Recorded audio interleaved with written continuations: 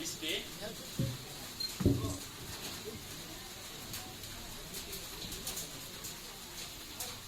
I'm so glad to be here.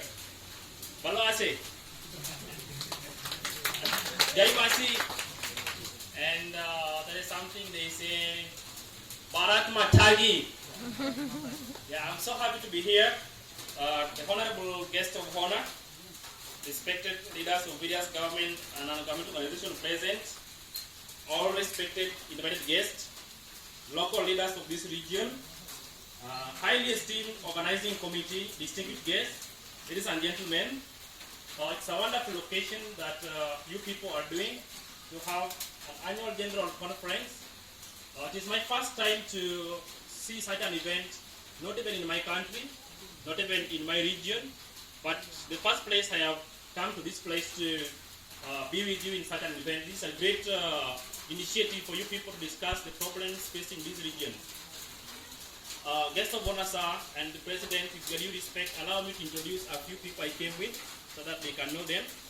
So first of all, I came with a friend of mine, Samuel. Please rise up.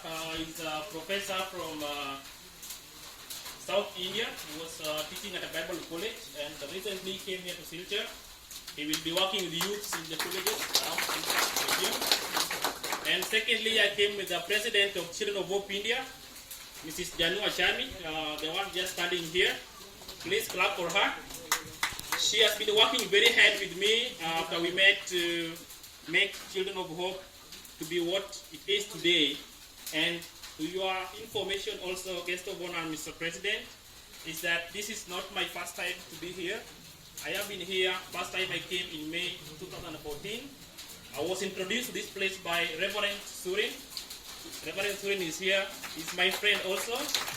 He brought me here first to attend his church as a congregation member.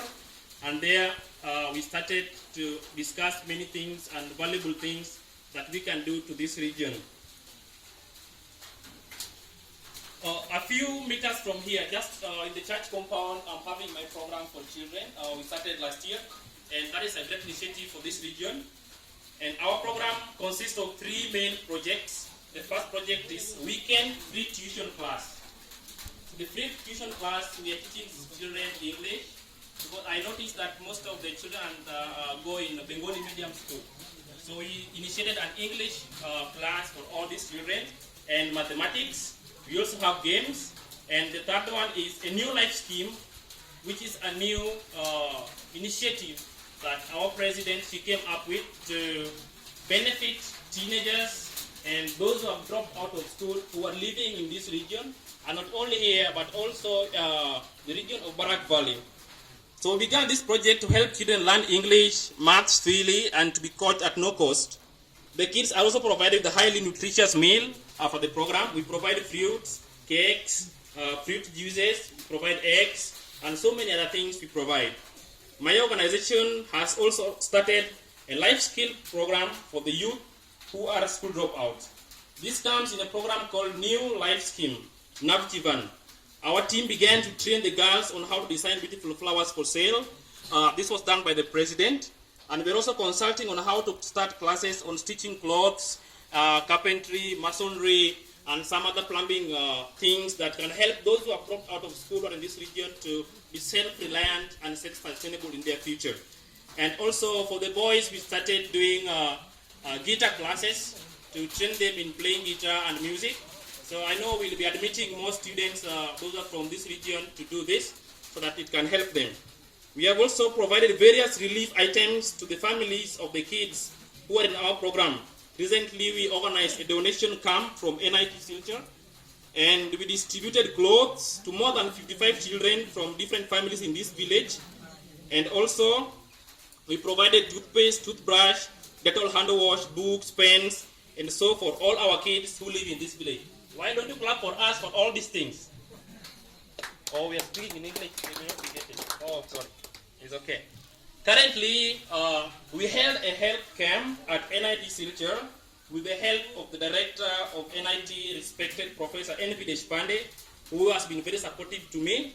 And the college sponsored this health camp where we were able to determine the blood groups of every child that we have here in this region, and we also checked for physical health, and we also gave worm infection medicines and some other medicines to help them. And Professor N.V. Deshpande is working closely with me and to support regions that are backward in terms of development and slum regions of Silchar. Okay, now during my time working in this place, as I've told, it's not my first time or I'm not new in this region, I came to realize that this region has a great isolation in terms of social amenities and facilities. The road network is not in good condition. As you can see, we were coming and this, we are dancing in the vehicle, you know, the vehicle is coming and we are dancing up and down and the water is splashing here and there. So the road is not in good condition. When it is dry, it is dusty and the children are not able to go to school well. When now it is raining, it is muddy and a lot of problems are associated with that. So the road, there's road problem, and this place requires proper road for easy connectivity in the main highway. Even if we have those who are sick, they can be transported to the hospital easily. And then I also came to realize that there is no current, no electricity in this region. First, when we came, I thought there was electricity. And I was interested in teaching students computer. And I have a team of volunteers from NIT. They are willing to come with their computers to come and teach children here. But we noticed there's no current, so we had to cut off this program. So it is my dear request to leaders of this region and our respected political leaders to establish a plan, with a working plan, not just a plan, but a working plan that is going to supply electricity, is going to repair the roads, and is going to bring development in this region or on these two areas.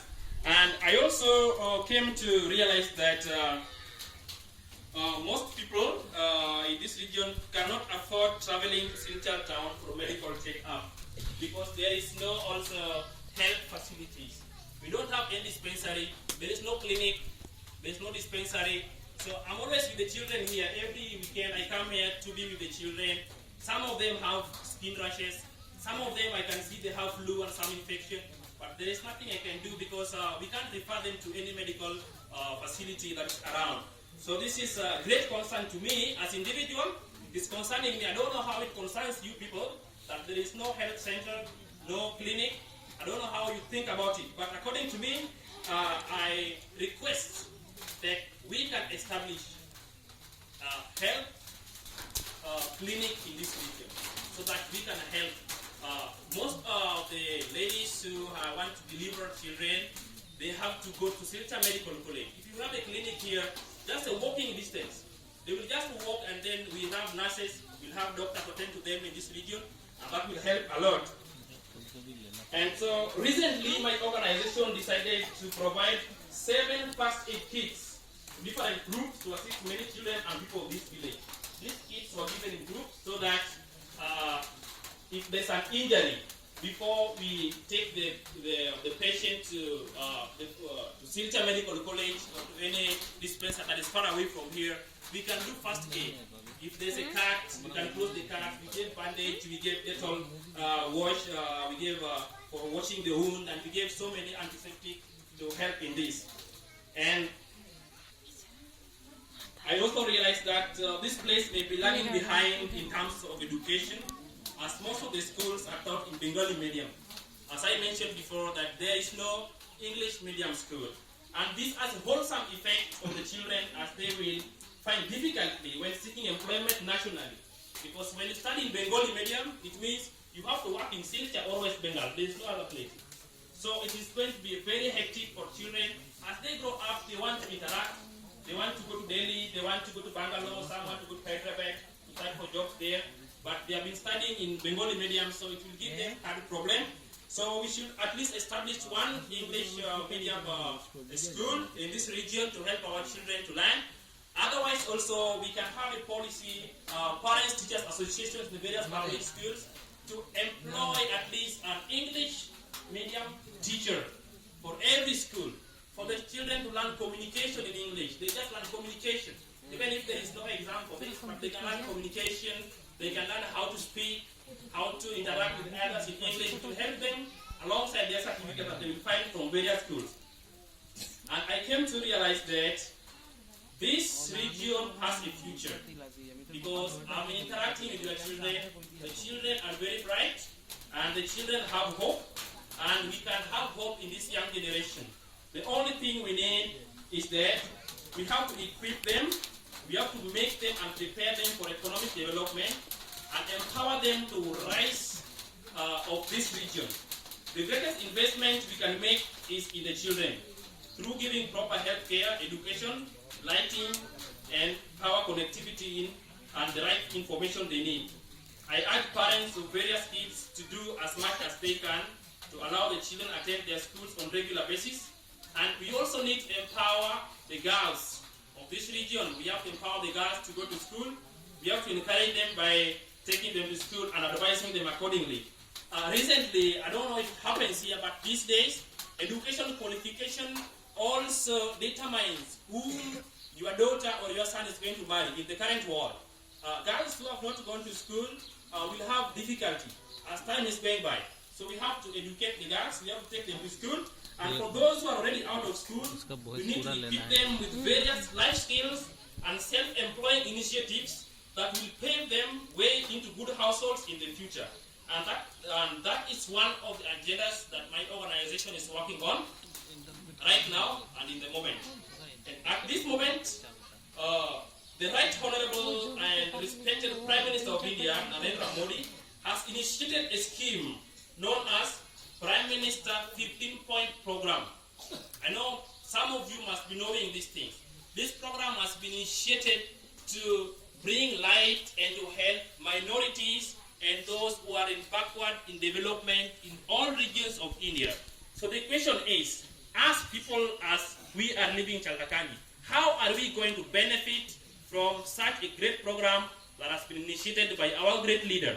What are we doing in this? The program also is offering scholarships for children from minority communities and those who are from backward background. So, do we have children who are in institutes of national importance? Do we have any children here who are in colleges? Do we have children here who are in technical institutes that we can refer them through our leaders to get such a scholarship? So it is very highly needed that we encourage these children and we encourage ourselves to benefit from such programs that are initiated by the government so as to help us move on. Then I came also to make this conclusion that many people I realized in this region are working on rice farms and tea farms and on various agricultural activities for their economic income. And this is very good because the richest people in the world are agriculturalists. And some people always think that if you're doing agriculture, you are the poorest. The richest people are agriculturalists. The only difference is what are the farming practices? What is the way? How are we doing our agriculture? So the Ministry of Education, the Ministry of Agriculture, the Ministry of Agriculture is offering very wide aspects of, we call them extension services to farmers right now all over the world, and in India also I know this is going on. We can inquire from the ministry what are the best farming practices that we should follow to produce more tea, to produce rice of good quality, and to do other things. You know, if the village does not take our valuable fruits, our valuable vegetables to town, then the towns will not have food. So see, you are the source of food in town. And we sit down and say we don't have. The village has, we have everything. If we deny Silja from getting fruits, they will not have any. If we don't work hard on our farms to produce fruits and to make our tea, then the whole India will not have anything to eat.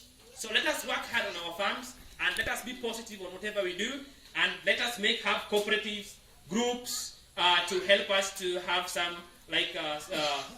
savings to help our children to go to school and help our children to change our families and to grow our families. Lastly, the backbone of the nation economy is agriculture. That means that the core feeders of all generations are you people who are doing agriculture. Keep yourself motivated and ready to take the next chance.